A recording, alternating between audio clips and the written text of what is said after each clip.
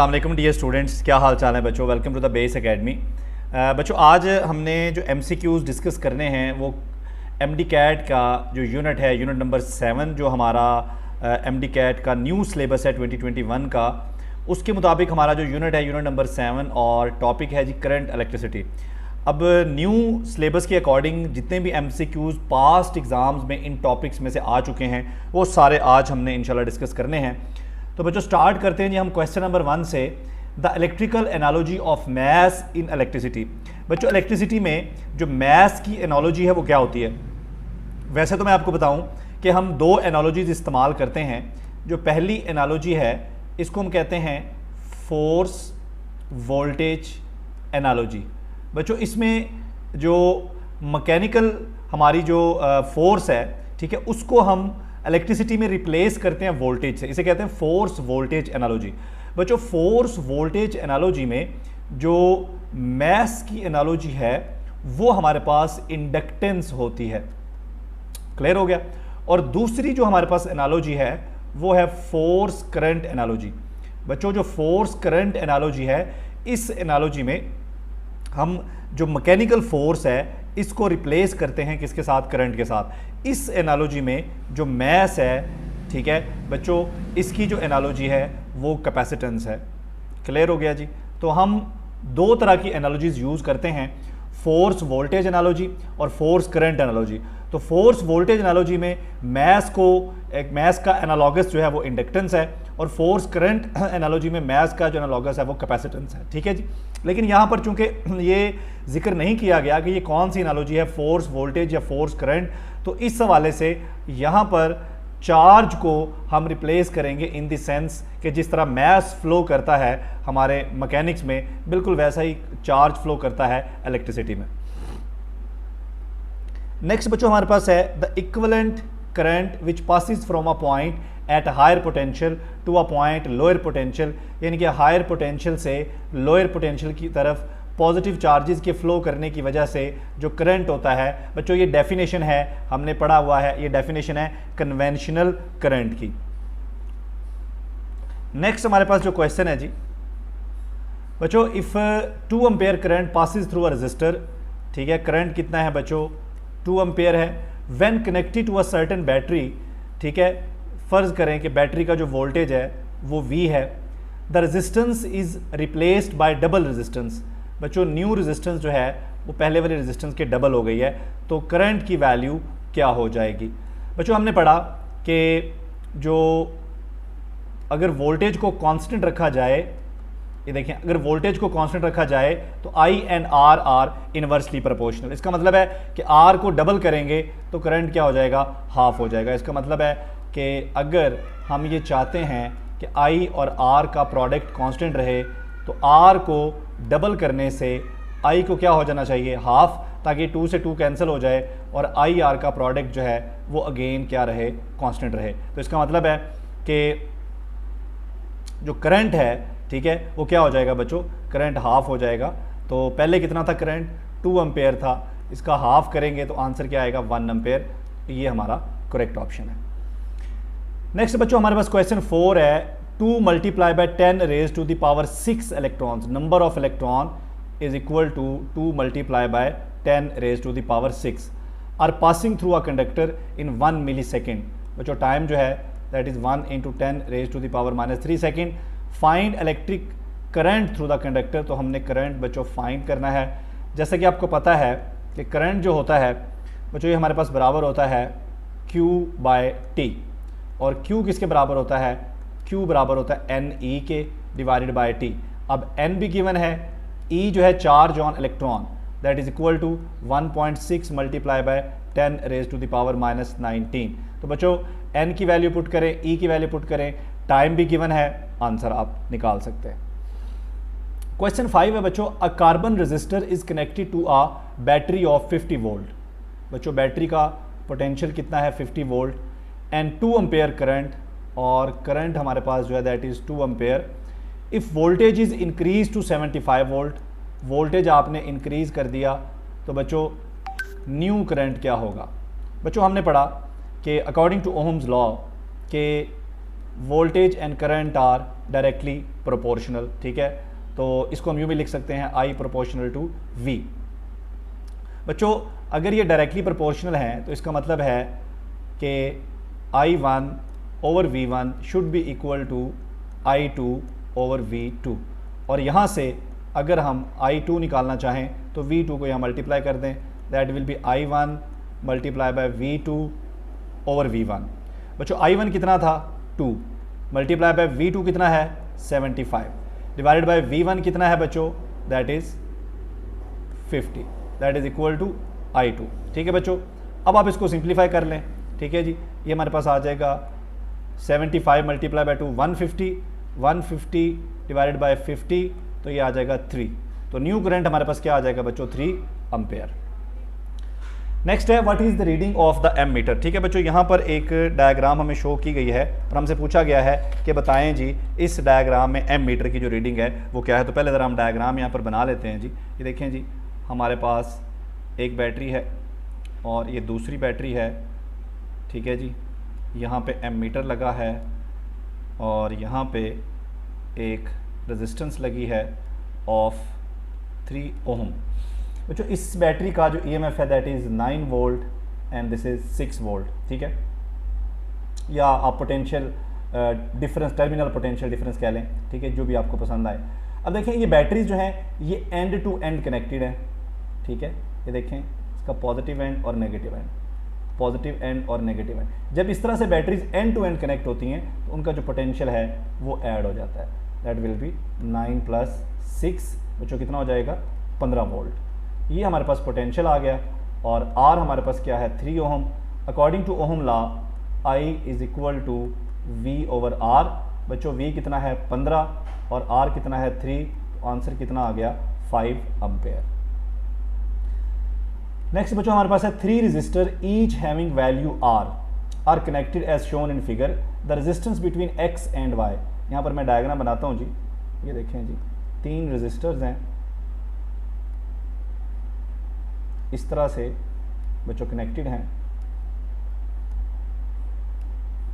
ये 2 टर्मिनल्स हैं, ये है Y और ये है X। इनके दरमियान हमने रेजिस्टेंस निकालनी है। बच्चों देखें यहाँ से अगर करंट फ्लो करे तो आप देख रहे हैं कि करंट के पास सिर्फ एक ही रास्ता है फ्लो करने का। इसका मतलब है कि X और Y टर्मिनल जो हैं ये सीरीज़ में हैं, क्योंकि करंट कितने पाथ्स में डिवाइड होता है इससे हम अंदाज़ा लगा सकते हैं कि सर्किट हमारा सीरीज़ है कि पैरेलल है। बच्चों अब ये पूरा सीरीज़ सर्किट है और सीरीज़ सर्किट में अगर सारी रेजिस्टेंस एक जैसी हों, अगर R जो है वो सेम हो, तो सीरीज सर्किट में जो इक्विवेलेंट रेजिस्टेंस का फार्मूला होता है बच्चों ये NR होता है। अब N कितना है 3 और R ही है, तो आंसर क्या आ गया 3R। और अगर पैरेलल सर्किट हो और पैरेलल सर्किट में सारी रेजिस्टेंस एक जैसी हो तो उस सूरत में जो इक्विवेलेंट रेजिस्टेंस होती है बच्चों वो R ओवर N होती है। नेक्स्ट हमारे पास 2 parallel wires repel each other. बच्चों अगर हमारे पास 2 वायर्स हैं, लेट सपोज ये हमारे पास 2 वायर्स हैं। ठीक है, ये 2 वायर्स एक दूसरे को अट्रैक्ट भी कर सकती हैं और रिपेल भी कर सकती हैं। अट्रैक्ट कब करती हैं और रिपेल कब करती हैं देखते हैं। बच्चों अगर इनमें करंट सेम डायरेक्शन में फ्लो करे तो ये क्या करेंगी, ये अट्रैक्ट करेंगी, और अगर इनमें करंट ऑपोजिट डायरेक्शन में फ्लो करे तो बच्चों फिर ये क्या करेंगी, ये रिपेल करेंगी। ठीक है जी, तो इसकी रीज़न क्या है कि करंट जो है दोनों में वो ऑपोजिट डायरेक्शन में फ्लो कर रहा है। जी बच्चों, तो अभी हम करने जा रहे हैं जी क्वेश्चन नंबर 9, और क्वेश्चन नंबर 9 है 3 resistors are connected as shown in figure. बच्चों यहाँ पर 3 रजिस्टर जो हैं कनेक्टेड हैं इस तरह से, ये देखें जी इस तरह से 3 रजिस्टर जो हैं वो कनेक्टेड हैं, और हमने क्या निकालना है जी, what is equivalent resistance between point A and B। बच्चों ये पॉइंट A है और यहाँ पर पॉइंट B है, इनके दरमियान हमने इक्विवेलेंट रेजिस्टेंस निकालनी है। बच्चों इसको सॉल्व करने का तरीका ये होता है कि हम राइट साइड से यानी कि इस डायरेक्शन से B से शुरू करेंगे और A की तरफ आएंगे। बच्चों अगर आप इसको देखें, ये भी R है, ये भी R है और ये भी R है। ठीक है बच्चों, अब देखें ये दोनों रेजिस्टर जो हैं ये पैरेलल हैं, तो आपको पता है कि 2 रेजिस्टर्स, ये जितने भी रेजिस्टर हों, अगर वो उनकी वैल्यू सेम हो और वो पैरेलल में लगे हों तो उनकी जो इक्विवेलेंट रेजिस्टेंस होती है बच्चों वो R/N के बराबर होती है। सो यहाँ पर N से मुराद नंबर ऑफ रेजिस्टर है, तो कितने रेजिस्टर हैं यहाँ पर 2 हैं, तो ये बन जाएगा R/2। तो बच्चों ये वाले कम्बिनेशन को हमने सॉल्व किया, तो इसको सॉल्व करने से एक ही रेजिस्टेंस बन गई और वो क्या बन गई R/2। ये हमारा टर्मिनल B है और ये हमारा टर्मिनल A है और यहाँ पे हमारी रेजिस्टेंस है R। बच्चों आप देखें R और R/2 को तो ये सीरीज़ में लगे हुए हैं। अगर ये दोनों सीरीज़ में हैं तो सीरीज़ का फार्मूला क्या होता है, R equivalent is equal to simply R1 plus R2। बच्चों R1 यहाँ पे R है और R2 यहाँ पे R/2 है, इसको आप सिंप्लीफाई कर लें तो ये हमारे पास बन जाएगा 3R/2। क्लियर हो गया जी, R plus R/2 3R/2। Clear हो गया जी। नेक्स्ट हमारे पास है जी 6 ओम रजिस्टर्स। 3 रजिस्टर हैं बच्चों और तीनों ही 6 ओम के हैं और कुछ यूं करके कनेक्ट हुए हुए हैं, ये 1, ये 2 और ये 3। बज़ाहिर तो अब ये सीरीज़ लग रहे हैं, लेकिन अभी आप देखें यहाँ पर क्या होता है। ठीक है बच्चों, आप देखें ये तीनों ही 6 ओम के हैं, ये भी 6 है, ये भी 6 है, ये भी 6 है। ठीक है, यहाँ पर मज़ीद क्या है, ये जो पहला रजिस्टर है इसको कनेक्ट किया गया है यहाँ पर कॉमन टर्मिनल के दरमियान और यहाँ से इसको कनेक्ट किया गया है यहाँ पे। ठीक है बच्चों, अच्छा अब आप गौर करें ज़रा, हमने शुरू करना है यहाँ से B से, राइट साइड से शुरू करके लेफ़्ट को आते हैं। बच्चों ये वाला जो रजिस्टर है देखें, इसका एक एंड ये कनेक्ट हुआ है। ठीक है, यहाँ से ये किसके साथ कनेक्ट है, ये R1 और R2 दोनों के साथ कॉमन हुआ है। इसका मतलब है कि ये वाला रजिस्टर जो है ये R1 और R2 दोनों के पैरेलल हो गया। लो जी, यहाँ पर इसको पैरेलल कर दें 6 ओम। उसके बाद इसका दूसरा एंड ये देखें, इसका दूसरा एंड जो है ये R1 के साथ कनेक्ट है। इसका मतलब है अगर ये मेरे पास R1 है और ये मेरे पास R2 है तो बच्चों R3 जो है ये R1 R2 दोनों के ही पैरेलल हो गया। ठीक है, उसके बाद अगर आप ये वाला देखें R2 को देखें, इसको तो इसका एक एंड यहाँ कॉमन है और दूसरा एंड जो है इसका ये कनेक्ट हुआ है किसके साथ, R3 के साथ। ठीक है, तो इसका एक एंड ये देखें यहाँ पे इसका एक एंड R3 के साथ कनेक्ट है और दूसरी तरफ ये R1 के साथ भी कनेक्ट है। तो इसका मतलब है, और ये टर्मिनल B के साथ भी कनेक्ट है, तो इसका मतलब है कि R1 भी बाकी दोनों के पैरेलल है, R2 भी बाकी दोनों के पैरेलल और R3 भी बाकी दोनों के पैरेलल है। तो ये टोटल 3 रजिस्टर पैरेलल में हो गए, तीनों की वैल्यू सेम है। तो R इक्वलेंट जो है बच्चों ये क्या होगा, R/N। अब यहाँ पे R तो हमारे पास 6 है और N 3 रजिस्टर हैं, तो 6/3 2 ओम। तो बच्चों आंसर क्या आ गया, 2 ओम। उसके बाद नेक्स्ट है if a resistor of resistance R। बच्चों एक रजिस्टर है हमारे पास जिसकी रेजिस्टेंस जो है वो क्या है, R है। इसको 3 इक्वल पार्ट्स में डिवाइड कर दिया गया, 3 इक्वल पार्ट्स इसके बना दिए गए यूं करके। बच्चों आपको पता है कि resistance is directly proportional to length. अब जब इसके 3 पोर्शन बनाए तो हर पोर्शन की लेंथ क्या होगी, L/3। अगर लेंथ L/3 है तो हर पोर्शन की रेजिस्टेंस क्या होगी बच्चों, R/3 और R/3। ठीक है बच्चों, फिर इन तीनों को पैरेलल जोड़ा गया। अब इन तीनों को पैरेलल जोड़ दें, ये देखें जी, पहली, ये दूसरी और ये तीसरी, तीनों को पैरेलल जोड़ दिया।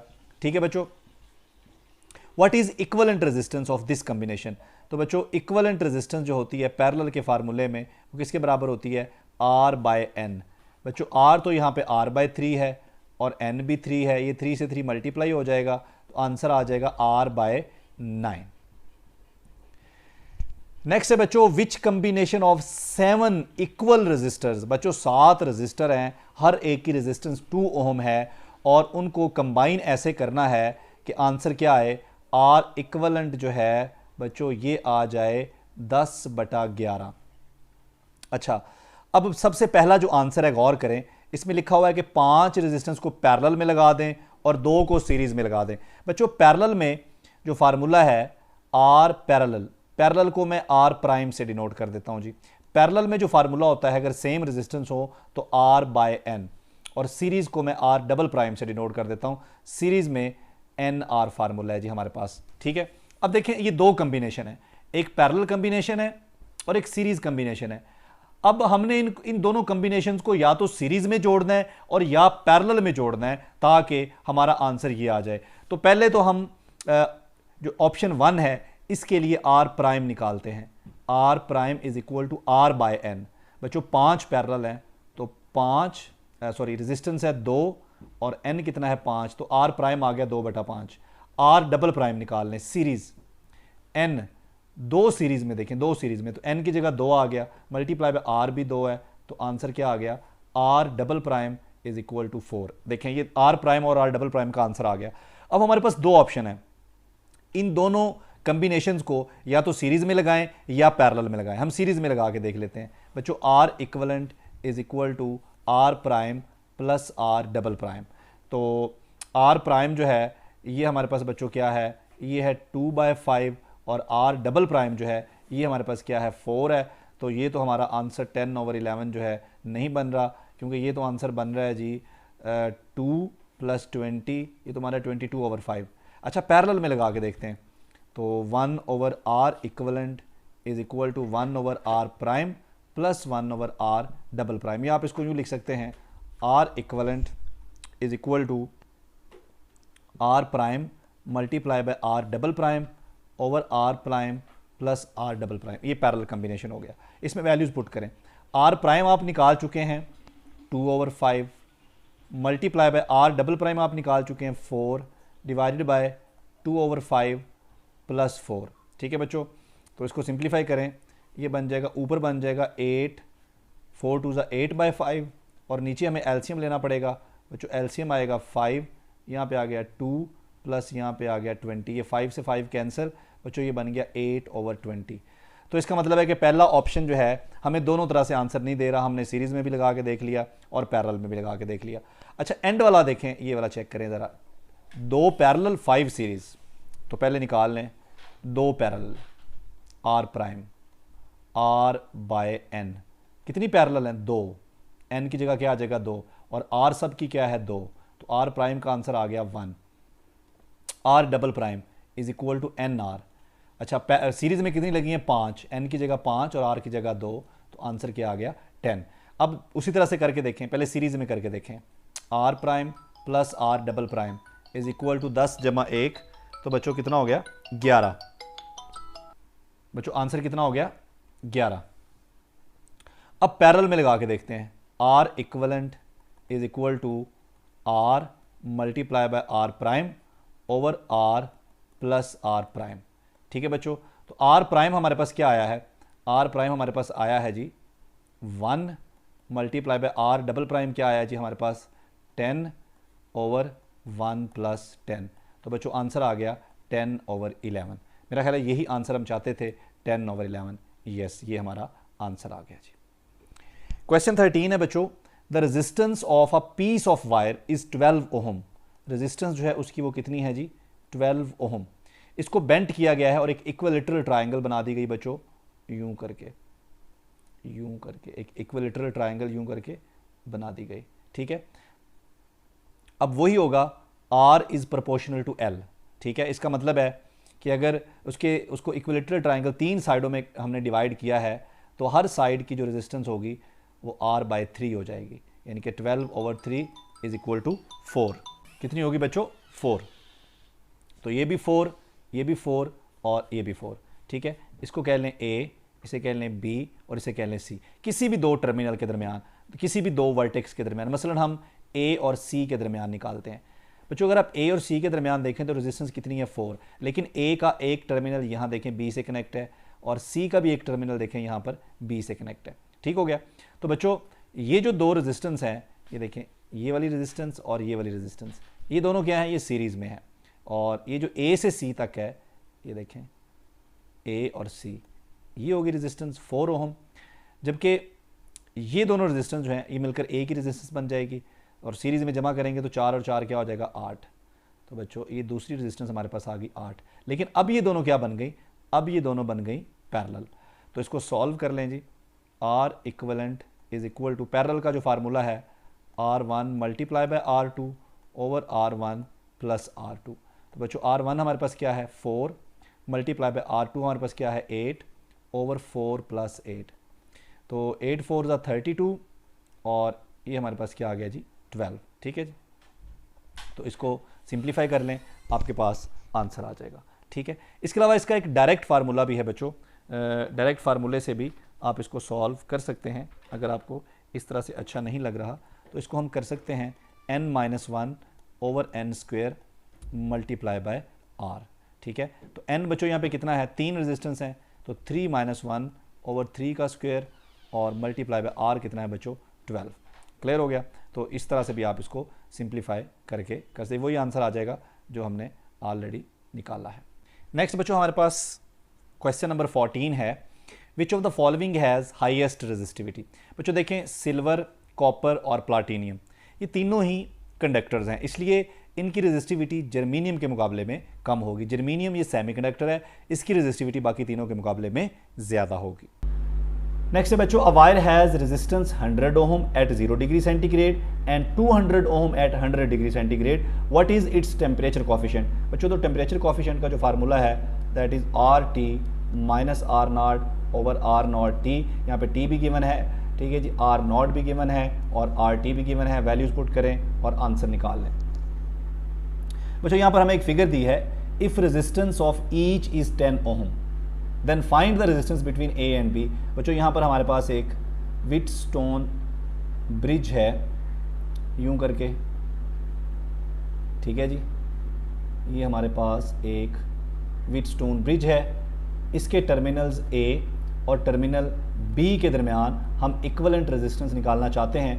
ये है R1, R2, R3 और R4, जबकि सब ही 10 ओम की रेजिस्टेंस हैं। ठीक है बच्चों, व्हीटस्टोन ब्रिज का फार्मूला ये होता है कि ये जो कॉमन टर्मिनल है ना C एंड D, ये सेम पोटेंशियल पे होते हैं। अगर ये सेम पोटेंशियल पे होते हैं तो R1/R2 should be equal to R3/R4। ठीक है, अब देखें अगर R1/R2 और R3 ये कंडीशन सेटिस्फाइड हो रही है तो C और D सेम पोटेंशियल पे आ जाएंगे। इस सूरत में इस रेजिस्टेंस में से कोई करंट फ्लो नहीं करेगा और हम इसको निगलेक्ट कर सकेंगे। लेकिन पहले हम देखते हैं क्या ऐसा होता है। बच्चों R1 भी 10 है, R2 भी 10 है, R3 भी 10 है, R4 भी 10 है, तो ये कंडीशन सेटिस्फाइड हो रही है। इसका मतलब है कि ये जो कम्बिनेशन है ये हमारे पास कुछ यूं करके रह जाएगा। ये रेजिस्टेंस जो है इसको हम निगलेक्ट कर सकते हैं क्योंकि यहाँ पे कोई करंट फ्लो नहीं कर रहा। बच्चों अब ये भी 10 है, ये भी 10 है, ये भी 10 है और ये भी 10 है। अब ये वाली आर्म देखें, ये दोनों क्या हो गई हैं सीरीज़, और ये वाली आर्म देखें ये भी सीरीज़ हो गई हैं। ठीक है, लेकिन चूंकि इन दोनों के दरमियान यहाँ पर 2 टर्मिनल्स हैं, इसलिए ये वाली आर्म और ये वाली आर्म बाद में क्या हो जाएंगी पैरेलल। तो पहले सीरीज़ में है 10 और 10 कितनी हो जाएगी बच्चों 20, ये भी 10 और 10 20, और फिर हम इनको पैरेलल में कनेक्ट कर लेंगे। फाइनली हमारे पास ये इस तरह से बन जाएगा, ये भी 20 और ये भी 20, तो ये दोनों पैरेलल हो गई। तो finally 1/R equivalent is equal to 1/20 plus 1/20। बच्चों इसको सिंप्लीफाई करेंगे तो आंसर क्या आ जाएगा 10 आ जाएगा। नेक्स्ट है बच्चों, a copper wire has length L। Copper wire की लेंथ L है और एरिया उसका area of cross section A है, जबकि रेजिस्टेंस उसकी R है। तो हमें पता है R is equal to ρL/A। If length and diameter are half, बच्चों न्यू लेंथ जो है वो L/2 हो गई है और डायमीटर को हाफ करेंगे तो बच्चों एरिया भी हाफ हो जाएगा। ठीक है जी, तो न्यू रेजिस्टेंस निकालनी है R प्राइम। तो R prime is equal to ρL'/A'। बच्चों L प्राइम जो है दैट इज L/2 और A प्राइम जो है दैट इज A/2, 2 से 2 कैंसिल, आंसर क्या आ गया ρL/A। तो न्यू रेजिस्टेंस जो है that is equal to the old resistance. So resistance क्या रहेगी बच्चों सेम रहेगी।